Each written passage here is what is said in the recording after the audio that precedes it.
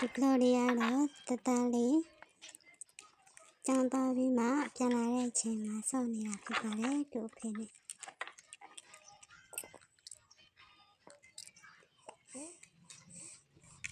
စပိန်တတလေးဖြစ်တယ်လို့တတလေးက လဲလေစီအောင်လေ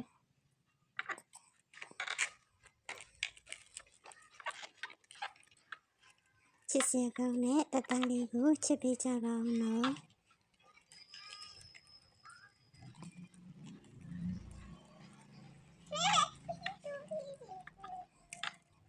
အချစ်တဲ့အများကြီးပေးကြပါဦးနော်